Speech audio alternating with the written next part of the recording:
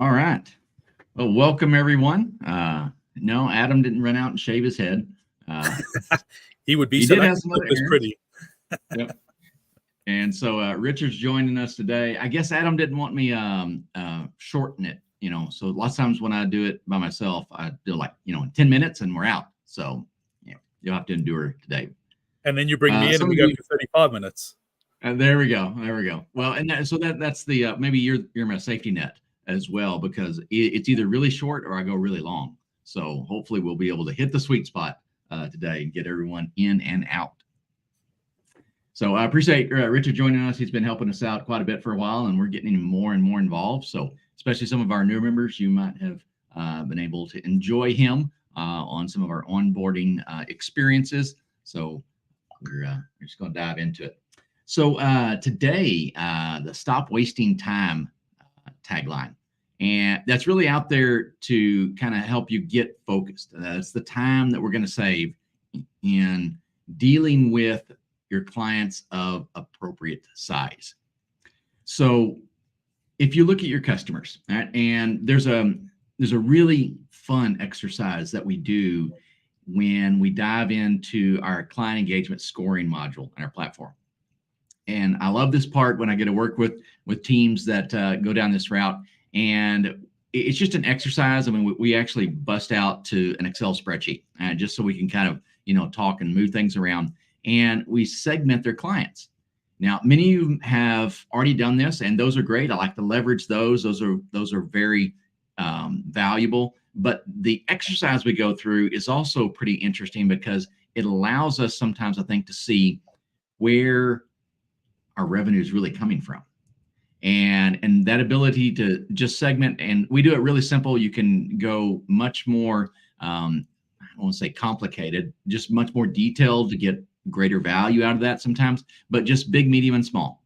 And the whole idea is that we'll take your clients and then whatever that monthly revenue is, we'll divide that by 3. And you take your top clients and you start adding them into the list until you equal 1/3 of your total revenue. And then you do the same thing for your B clients. You start just keep down that list from biggest to smallest. You add them in until you've reached that 1/3. And then the final third is your lower revenue clients. And what is really interesting when we get that up on the screen and you kind of visualize it is how much of your revenue comes from a very short list of clients. And when you do that, all of a sudden now it helps bring some focus in on what is really important in your environments. Richard, what's been your experience in kind of segmenting those out or just dividing them up to prioritize? Yeah, so my preference has always been not 3 but 4 clients, so A, B, and C D segment clients, and it's always an interesting conversation because everybody goes, oh, but how are we going to do this? How are we going to get the A? How are we going to get the B? How are we going to get the C? And generally what I find though is that when you sit down and you speak with your account managers, they generally can already put the buckets out and go, that client goes in that bucket, that one goes in that one. So a lot of the time, my experience has always been that we're doing a really good job of it in an informal way. Yes. But we're always finding the outliers. We're always finding those clients that will come in and buy one big project from us once a year. And we always look at that and go, oh, wow, we need to make sure that this client comes back once a year. We need to make sure that we roll out the red carpet. But in the greater schemes of things, they're actually a blip on the radar, and we should be focusing our time on other clients. Not to say that we should, dismiss anybody else, but be aware where that revenue is going.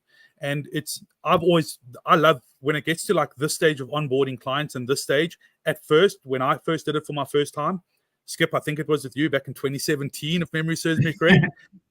I was totally confused. I had no clue what was going on. I just saw Excel spreadsheets with colors and all sorts of things. And I thought, what am I going to be doing here? But once you get into the process and you actually sit down and realize and you think about it, it's actually a really simple process to do. And I got into the rhythm of doing it once a quarter, sometimes every 2 quarters, and most of the time you find that it doesn't change. It was just a sanity check. But what I will say to everybody out there that wants to start this, if you haven't already, or you are already doing it, remember that these numbers are slightly flexible. You may have, absolutely. Yeah, you may have one client that you really want to put the effort in, so you bump them up to, an A segment, even though they're only halfway through B, but you see the potential of what's going there. So you treat them like how you want them to be treated in 6 months' time, and the client sees the value, and inevitably they're going to become that A segment client. Absolutely. And, and we definitely want to put this out there as a guideline. And as well, there's several things here. So you'll have those, what may be smaller customers. Maybe they're towards the lower end of your B segments or even in a C segment. But you're working those guys because they're a doorway to a much bigger opportunity. I was working with a member just a few weeks ago, and one of the validation clients they used when we were doing our onboarding was a relatively small client. They're a venture capital firm, and they were doing a little bit of business with, I forget what it was. Adam's always using pet stores or, dog kennels, but it was something similar to that. I forget exactly what it was. And they were working with just a few of them, but the potential there was that this VC firm was actually tapped into about 150 or so of them. And so they're like, this is a priority because they saw the potential. And that's definitely, how you want to approach this. This is not a hard set in stone set of parameters. But as you go through those, and I think for me, some of the early days when I did this, the very enlightening part, me being the service director, was kind of looking, we know this list and the order of it. Let's kind of not think about the dollars so much. Let's focus for a moment on just the amount of time and energy, number of tickets, or the total amount of time we're logging against these clients. And that was pretty revealing. I know now there's a lot of tools in your PSAs and add-ons that really provide you that cost and that value. But at the time, I didn't have some of those fancy tools. So it was really good to kind of learn that from a grassroots perspective of this client is maybe not really noisy, but compared to maybe even an A client and what they're paying us, they are way, way too noisy. And you may want to establish a minimum, a floor. We did that at one point, and we ended up calling customers who had been with our company for years, decades. And we said, hey, we've grown, we've evolved, and we're no longer a good fit for you. And we'll help you find someone else, but we're going to transition you out of our offerings. And that was a really unusual step to take. But what I can say is it freed up energy, resources, just general time for our team to focus on those clients that were making us significantly more money. And so there's a real value in just segmenting these out to keep you focused on what's really important. So just to jump in there, Skip. Yeah. So the flip side of that is that I've had a similar experience where you've got this client that's noisy, they're not paying you enough money, you go through all these exercises, and when you sit down and you go and have a human conversation with them and you say, hey, the match is not right here. I've had clients turn around and go, Richard, we really like your service. We really like, working with you and the team. What do we need to do to become that client? Yeah. And it's a turnaround because you're now setting expectations, and everybody now knows what the expectation is of the type of input that the client needs from us, the type of people that we work with, all of that type of thing. And the personal experience was that client actually became one of my favorite clients because they were no longer just the little Jack Russell biting at my heel every time I walk down the road. Yeah. They were the big bulldog that was walking next to me going like, oh yeah, we've got this, and it was a change that both the client and I had, because I'd go into the office and be like, it's that client again. Like, what do we need to do just to shut them up? Have the frank conversation with the data that all of this process gives you, and you could potentially save that client and turn them into a B or an A segment client. Absolutely. Absolutely. And that ability to focus is really what we want to highlight as far as the segmenting. One of the other tips that I recommend when we have new members coming on and we're getting some things set up is to make sure you have a good representation of B clients in your initial launches. I know many times customers have, or MSPs have, a whale client, right? And it's high value. Everyone knows that these guys are really, really important, and the checks they send you every month are a significant portion of your budget, and so you want to deal with them. But the problem is you're probably dealing with them in a very unique manner. And if you're looking to grow your business, to expand your offerings, to do things at scale, you don't want to focus on that one very, very unique client, because what you're doing with them is probably going to be not a repeatable process. It's not something that you can do with everyone else. So I like to recommend those B segment clients. Bring those in. And I think this would apply to any platform, any software you're deploying, any processes that you want to start within your organization. Is if you're going to build something that you want to scale, let's scale it on something that has high margin. And that's the really cool part about those B segment clients, is when you do the numbers on them, typically, not all the time, but typically, those guys are going to be your highest margin. So while your A segment customers may be writing you bigger checks, the B segment clients are allowing you to take home more of the money that they send you than the other ones. So let's build something scalable, targeted at high margin. And what we find is those processes usually scale up and down within our segments. If we really prove something out well, it works well with our B segment clients, it's probably going to work pretty well for A and C also. Mm-hmm. Yeah, so and it's just a really good way to line that out. Absolutely, and I encourage the members that go through this process, take Skip's advice here in terms of looking at your profit margin. So don't just look at what the clients are spending with you in a 12-month average. Okay, take that and work out what your profits are. Now, I understand that's not quite as easy in the MSP space to just go and say, oh, well, show me the profits of this client because of the tracking of time for everybody, including as an account manager or VCIO. I never log my time on clients. I'm not a timesheet guy, and but when you start playing around with those percentage margins, that's when I started to notice these B segment clients that Skip is talking about, and going, actually, you know what? They are a B segment client, but I want to treat them like an A segment client, and I would be able to bump those up with the documentation to show for it. Why are we going to treat a B segment client as an A segment client? And I'm sure you're going to get into a minute about, well, how you start presenting your client the services based on whether they're an A or B or C or whatever the case is. But that there is about nurturing those B segment clients to become your profitable A segment clients, that in 3 years' time, you're going, we can get rid of all of our other clients because these clients that we've nurtured the relationship with have become the bee's knees for us. Yeah, that's it.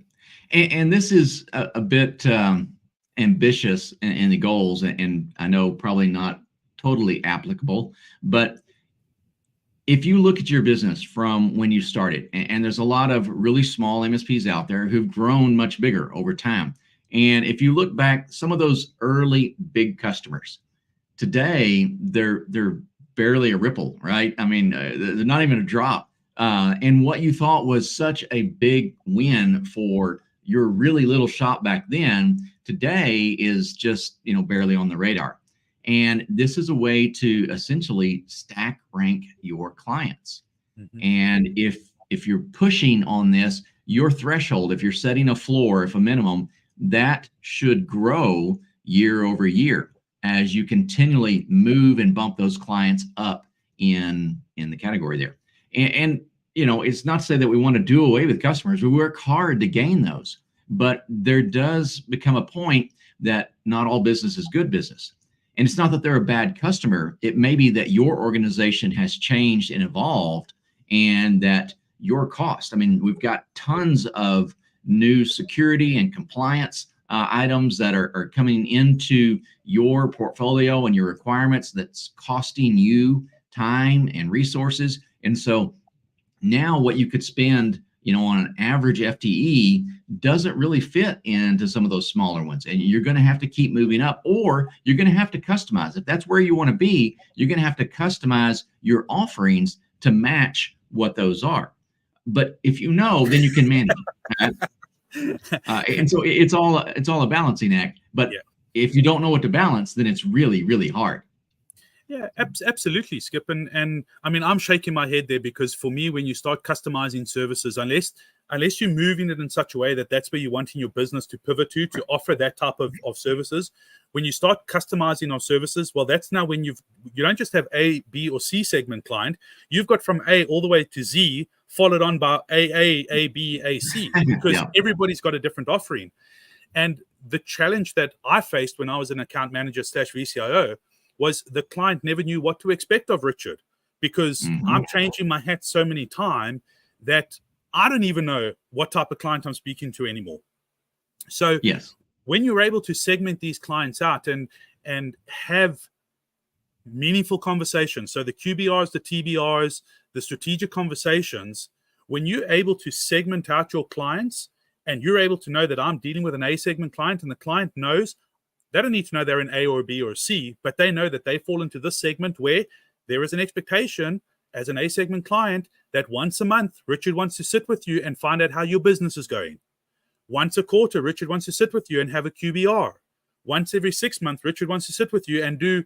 The expectation is understood, not just by me, but by the client, and you get a much higher engagement on those strategic conversations than if the client just has these fly-by-night phone calls from you going, hey, Skip, tell me how your business is doing.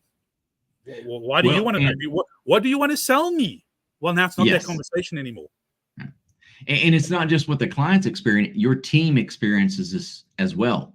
What level of offering, what do they need to go through? We've talked a lot about, the big, medium, and small segmentation, but I think the industry or the segments that you come up with may be somewhat disconnected from the dollar amounts. If you've got, oddly enough, we seem to have quite a few members who are supporting defense contractors here in the United States. And if you are doing work for anybody connected to that, there is a whole set of hoops that you have to jump through to be compliant in those. I know I experienced it just in law enforcement many years ago. We could only send out engineers to log into devices that might transport, some sort of criminal data if they'd gone through a criminal background check, right? And so, there's just all these things we have to be aware of. And rather than depending on your team to just know, and many times we do. I mean, we talk about tribal knowledge sometimes, and it is, pretty powerful and can be pretty useful, but it's not scalable. And so being able to segment your clients and say, all right, if we're dealing with a client in this segment, we need to do these series of activities. I may know exactly who is calling me, that they're, I have a personal relationship, and I could reset their password. I could send them this link, but I know because of this organization that instead we're going to have to follow this procedure. It's going to be kind of awkward. I'm going to have to redirect them over here to do this, but that's what we have to do because of, external forces or whatever. And so those segments can really help your team to focus on the deliverables that you have set up to be, prominent, and basically you're billing for with those clients. So those clients aren't overserved or underserved. Yeah, absolutely. And it's important for us to be able to differentiate between that. And I know we've said a lot already, but it's so imperative, not just for me as the VCIO, but it's so that I'm speaking the same language with my accounts team, with my operational team, that when we're sitting in our management meetings once a week, we're all speaking the same language, which then translates to the same type of language that we're sitting with the customer. As an account manager, I might not be the business owner of the MSP, but I want the business owner of the MSP to understand that when they go in and chat with this client, know that they're an A segment client, know that Richard's walking in there once a quarter with a box of donuts and coffee and going, hey, let's have a conversation around the table. And when he gets that expense report, he knows, well, this is why Richard's doing it. But on the other hand, when Richard's walking in with donuts and coffee to a D segment client, a client that is, well, Richard, what's going on here? Do you see potential that I don't? Or hold on, rein it in, guys. Let's stop focusing on the clients that I don't want to say don't matter, but are just there compared to focusing on the clients that we know will work with us and not just consume our service. Right. Well, and this brings up a really particular point that I'm seeing with several members now.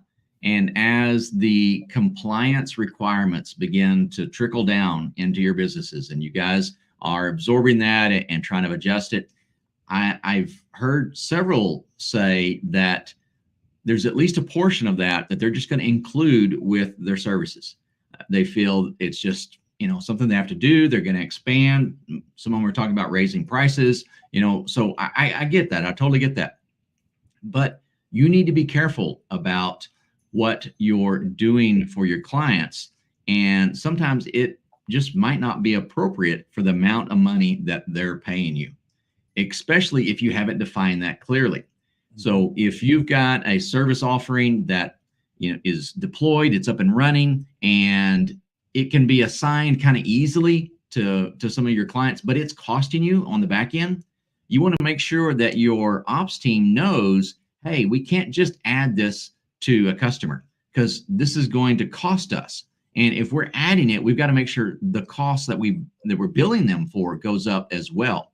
And just understanding those is really, really important. I think compliance is a checkpoint that I think hit these milestones throughout the years with our industry as it evolves. And this is another one where we're going to have to decide, all right, compliance is important. Our clients need this, but what can we do and what can they pay for? And there's going to be some very hard conversations with some clients.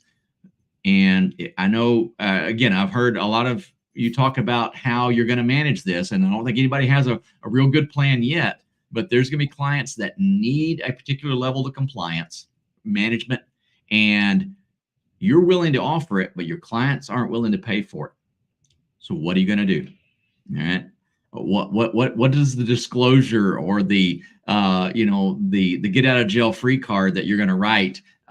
Is it going to be enough? Are you going to go down that road? I mean, you need to know, but before you can do that, you need to see where everything fits into the grand spectrum. I'll wrap up with this. You mentioned something a few minutes ago, Richard, that got me thinking about you not logging time. All right.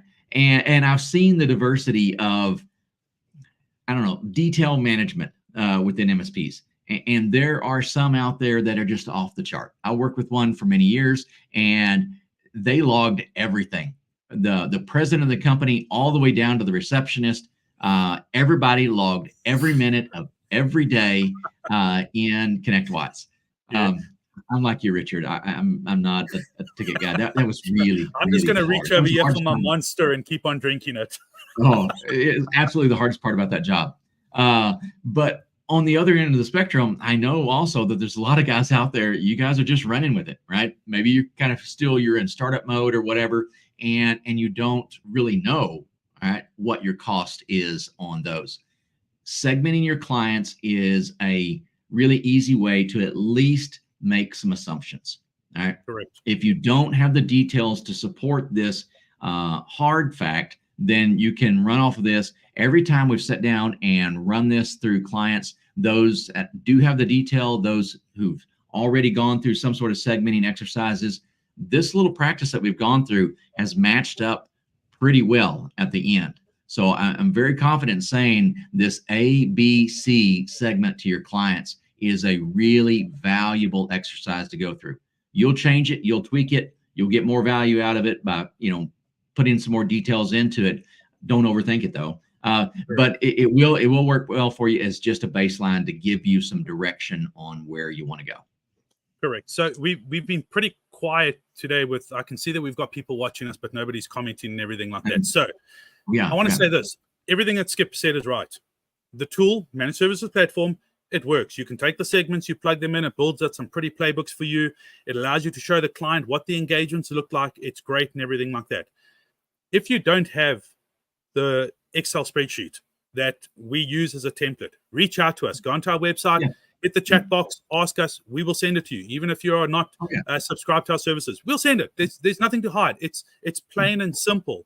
but go through the exercise. Even if you decide, well, this isn't something we want to do right now with our clients, and start segmenting them across, go through the exercise so that you know where you're heading. You get a visualization. Even if you're not going to change services, even if you're not going to change the types of engagements, it's something to start working towards. And especially once you go through iteration 2, 3, and 4 of doing that same exercise once a quarter or whatever the case is, share that information with your accounts team, your financial manager, and they're going to turn around and go, wow, Richard, we never had, this didn't trigger these types of thoughts around, well, why is this client so noisy? Why does this client always need the invoice on this date at this time?